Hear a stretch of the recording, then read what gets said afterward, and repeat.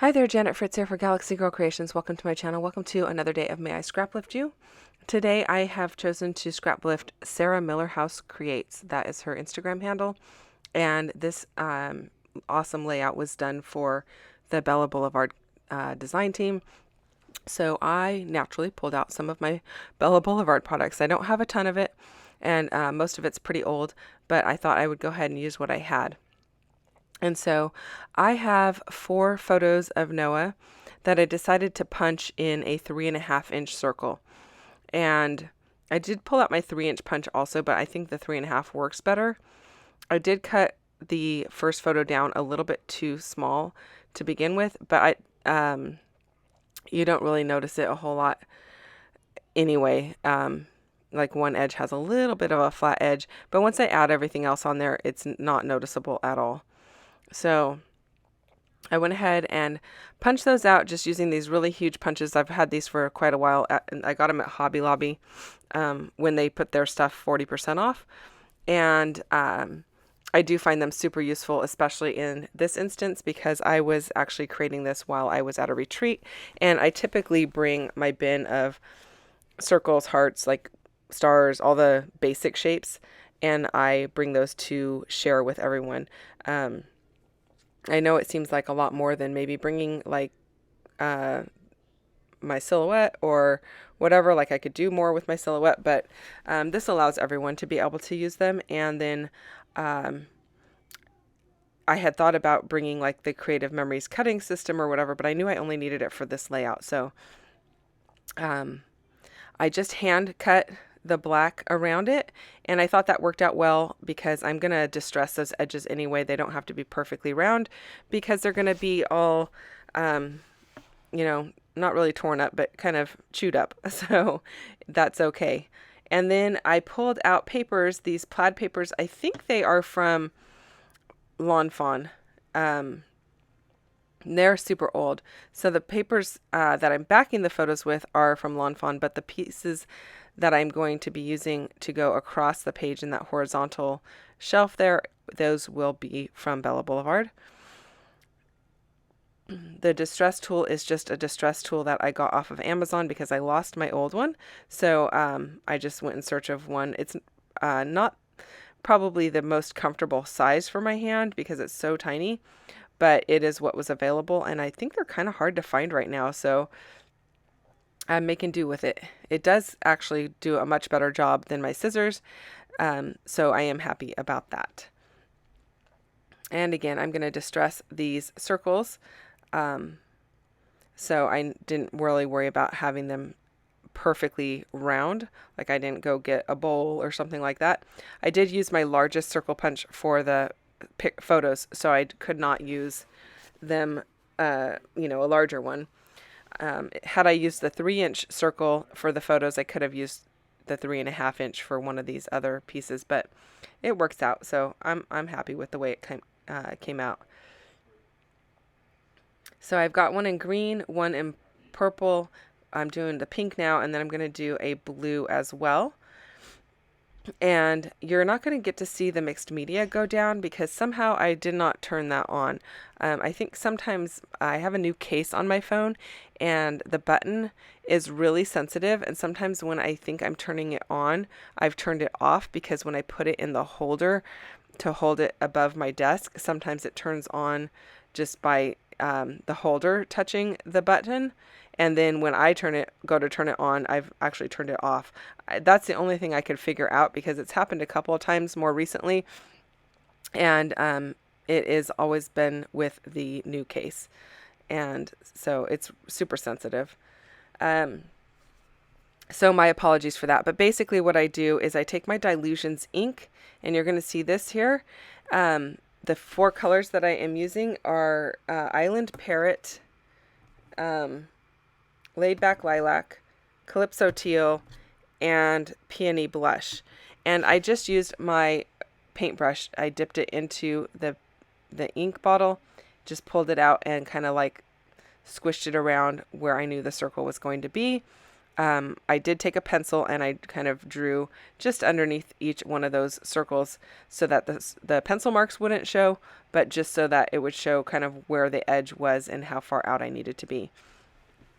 So in order to get the biggest splotches, if you put your paintbrush into the ink and then hold it above wherever you're working and use your sprayer right up against the bristles of the ink of the paintbrush and give it a little bit of water, it will drip out those bigger splotches. So it's something that you might want to try on a practice paper before you try it on your actual page that you're making. But that's what I did to get those big splotches that kind of are splatted out from the edges.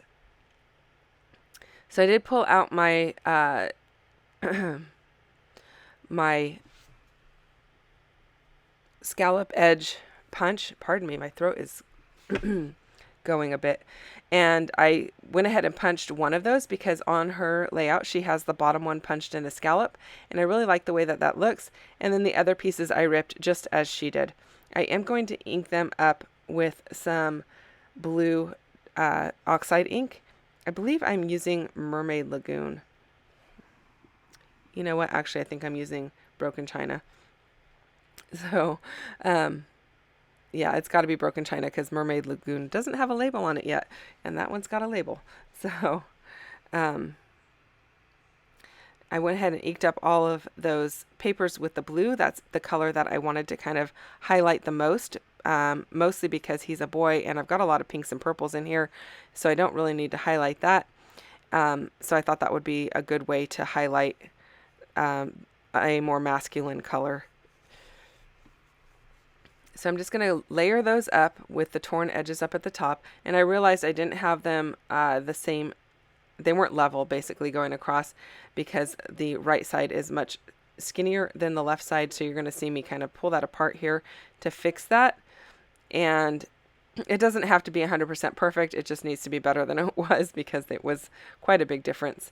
So there is the finished result with those 4 layers. And I'm liking the way that that looks. I really enjoy the plaid with the polka dots and the way that they look together. And then I used a smaller punch, about a 2-inch punch here, to punch out these circles of this other Bella Boulevard paper. This paper is, I'm not sure where all of it's from. Some of it's from, I think it's Popsicles and Pandas, I think is what it's called. Something to that effect. And so I'm liking the way that that looks as well. In fact, actually, that plaid could actually be Lawn Fawn. So I do know that the floral one is Bella Boulevard, though. And then I'm going to use a bunch of stickers and such from Bella Boulevard to finish it off. So I pulled out the 2-inch punch, and then I have like a 1.5 inch and a 1 inch. And I just punched varying sizes to kind of scatter them around with those flowery bits. And I'm liking the way that that looks. Now the 4 photos are from, so he had just gotten out of the tub, and I had just come home from work, and my daughter goes, "Hey, look what we found!" And he's wearing a turby twist. I don't know if you guys know what that is. It's the thing that goes on your head. It's got the elastic band. You kind of twist it and tuck it in the elastic band. But she had a whole bunch of these when she was like a little girl. And this is the very last one, and she happened to find it in my closet. So it was kind of like a little blast from the past for her. And she's, look at what we found. We found the old turby twist, Mom. And so he's wearing it. And my title on this is going to be Spa Day. Not necessarily because he was at a spa, but oftentimes when he takes a bath, she will put bath salts in it or colors like bath bombs. Sometimes she puts lavender in it. So sometimes it's paint, like bath paint. So it's the water's all purple or red or whatever color he happens to choose that day. But he does get quite the royal treatment here and there when he takes a bath. It's not every single time, but it is quite often. So I wanted to go ahead and document that. Now these stickers are just from one of the sticker sheets that I have from Bella Boulevard. I don't know. I think that one is actually from it's like a girl one. I I don't know the name of it, but all of my Bella Boulevard stuff is old, so it's not anything that is new, and you probably can't even get it anymore. So I do ink up the yellow ones so that they pop. I also am going to put them up onto some foam tape to give some added dimension. And then those bright pink ones, they are going to stay flat on the page, and I am going to keep them in a vertical manner versus horizontal. So, and I do like the way that they look at the end. I did pop up the yellow flowery circle and the one that says Great Love and the piece that says Treat Yourself. Also that two-toned heart and the arrow are both all popped up onto foam tape. I said both, but there's more than one there. So they are all popped up onto some foam tape just to give added dimension. And I'm really liking the way that this is coming out. I just need to go ahead and finish gluing a few bits down to finish it off. And don't forget, there are a bunch of people playing along with May I Scraplift You. Their links are down below. I think Crystal's list had somebody else on her list. But I really wanted to scrapbook Sarah Miller House because I loved this layout. She uses tons of bright colors, which is probably obvious because she is one of the creative team members for Bella Boulevard, and they are known for their bright colors. And I just love it. I love all of her cheery layouts and her beautiful work.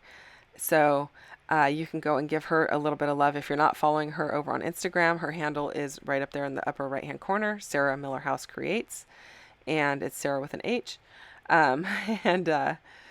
So go and check out who everyone else is lifting today. I know there are several other people lifting different people. I do believe that MK is lifting Sarah Miller House as well. So if you want to see more of her work and see MK's take on it, you can go and check out her channel. I have been staying pretty true to my scrap lifts, or to the originals. And that's just, my own personal choice. I know a lot of people just take a little bit of inspiration, and that's totally okay too.